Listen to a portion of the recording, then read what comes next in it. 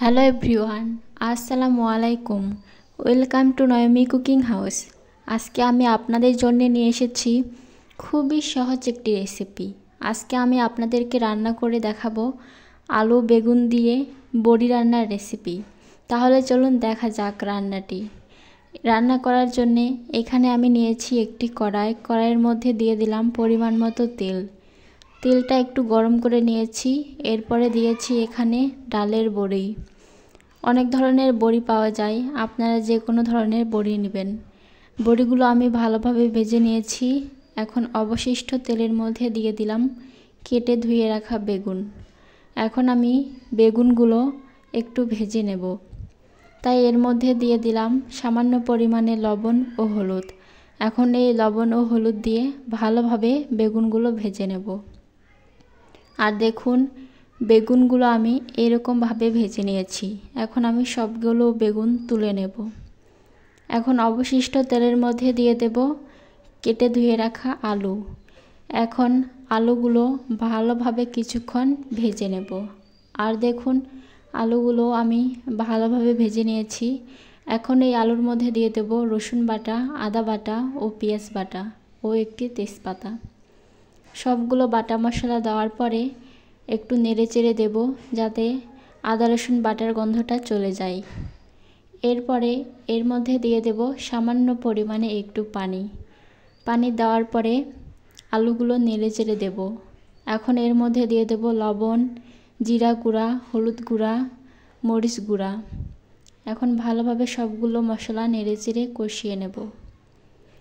কিছুক্ষণ আমি ভালো করে মশলাগুলো নেড়েচেড়ে দিয়েছি। এখন এই মশলাগুলো কষানোর জন্য এর মধ্যে দিয়ে দিলাম আবারও কিছুটা পরিমাণে পানি দেওয়ার পরে একটু ভালোভাবে নেড়েচেড়ে দিলাম।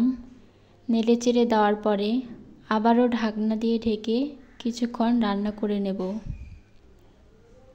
কিছুক্ষণ পরে ঢাকনাটা সরিয়ে নেড়েচেড়ে দেব। আর দেখুন, আমি ভালোভাবে মশলার সাথে আলুগুলো কষিয়ে নিয়েছি। এখন এর মধ্যে দিয়ে দেব ঝোলের জন্য পানি দিয়ে দিলাম। এখন একটু নেড়েচেড়ে আবারও ঢাকনা দিয়ে ঢেকে কয়েক মিনিট রান্না করে নেব।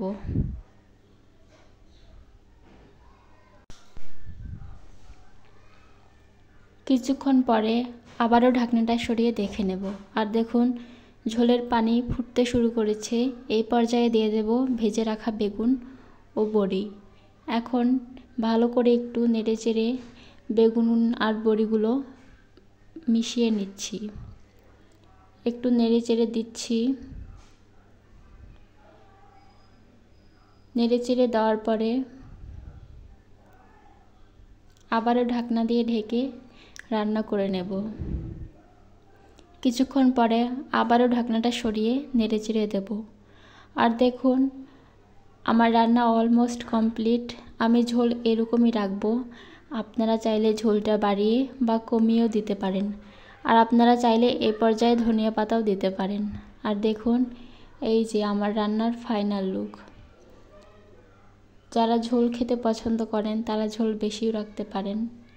আর আমার আজকের এই ভিডিওটি যারা দেখছেন, অবশ্যই আমার ভিডিওতে একটি লাইক দিবেন। আশা করি আমার এই আজকের রেসিপিটি আপনাদের ভালো লেগেছে। আমার এই রেসিপিটি যদি আপনাদের ভালো লেগে থাকে তাহলে অবশ্যই ভিডিওতে একটি লাইক দিবেন এবং আপনাদের ফ্রেন্ড অ্যান্ড ফ্যামিলির সাথে এই রেসিপিটি শেয়ার করবেন। আজকে এই পর্যন্তই। সবাই অনেক বেশি ভালো থাকবেন, সুস্থ থাকবেন। দেখা হবে পরের কোনো সহজ রেসিপিতে। খুদা হাফেজ।